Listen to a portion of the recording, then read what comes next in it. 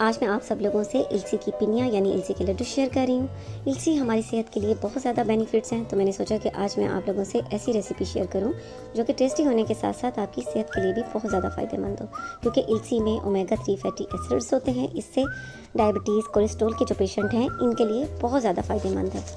इसके अलावा इसमें फ़ाइबर बहुत ज़्यादा मिकदार में होता है, तो ये आपके डाइजेस्टिव को भी अच्छा रखता है और जोड़ों के दर्द, पट्टों के खिंचाव के लिए भी बहुत ज़्यादा फ़ायदेमंद है। इसलिए आज इलसी के लड्डू बनाते हुए इसमें जो मज़ीद इंग्रेडिएंट्स ऐड करेंगे, देसी घी और ड्राई फ्रूट्स, इससे इसकी ग़िज़ाई अहमियत और ज़्यादा बढ़ जाएगी। तो इसलिए इसका इस्तेमाल किसी भी उम्र के लोग कर सकते हैं और इसका आपकी सेहत पर बहुत अच्छा असर होगा।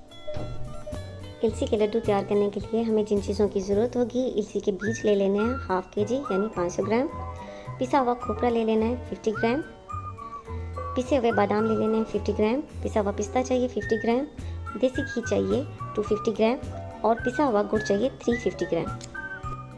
अब सबसे पहले इलसी के बीज को रोस्टेड कर लेना है और उसके लिए फ्लेम पर पैन रखना है और उसमें इलसी डाल देनी है और इसे थोड़ा सा डार्क कलर होने तक रोस्ट कर लेना है।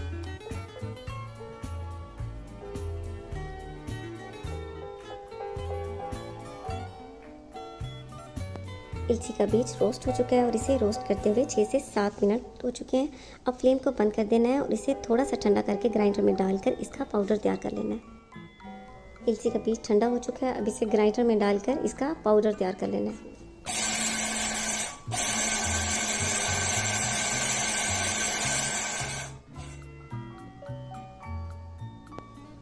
ये देखें, बहुत अच्छा सा इसका पाउडर तैयार हो चुका है। इसी तरह सारे बीज का पाउडर तैयार कर लेना है। इलसी के बीज का पाउडर तैयार कर लिया है, अब इसे साइड पर रख लेना है। अब दोबारा से फ्लेम पर पैन रखना है और इसमें देसी घी डाल देना है और देसी घी को मेल्ट होने देना है।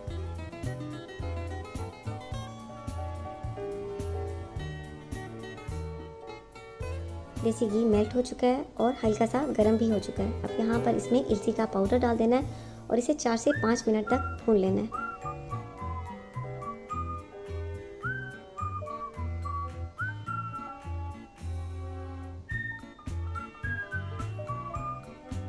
इलसी के पाउडर को 5 मिनट तक भून लिया है, अब इसे साइड पर रख देना है और इसके लिए गुड़ का शीरा तैयार कर लेना है। गुड़ का शीरा तैयार करने के लिए फ्लेम पर पैन रखना है और उसमें गुड़ डाल देना है और साथ ही 150 ml पानी डाल देना है। अब इन दोनों चीज़ों को अच्छी तरह से मिक्स कर लेना है। अब एक तार का शीरा बनने तक इसे पकने देना है और इसी तरह मिक्स करते रहना है।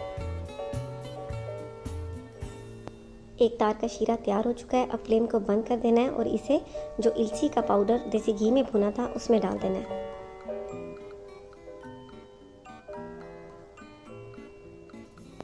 अब गुड़ के शीरे को इलसी के पाउडर में अच्छी तरह से मिक्स कर लेना है।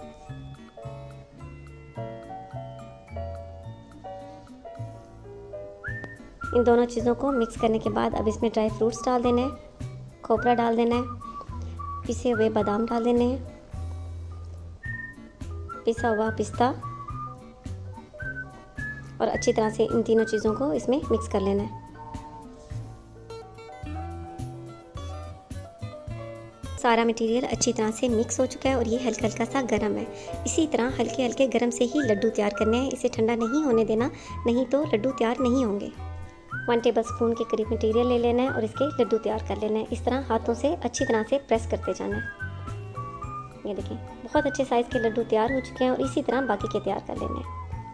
नीचे बहुत ही मज़े के, बहुत ही डिलीशियस इलसी के लड्डू तैयार हो चुके हैं। आपको बता दूं कि एशियन कंट्री में, स्पेशली पाकिस्तान और इंडिया में, सर्दियों में इलसी के लड्डू को इसकी ग़िज़ाई अहमियत की वजह से बहुत ज़्यादा पसंद किया जाता है। तो आपने इसे ज़रूर ट्राई करना है और इसका फ़ीडबैक मुझे ज़रूर देना है। इसके साथ ही अल्लाह हाफ़िज़।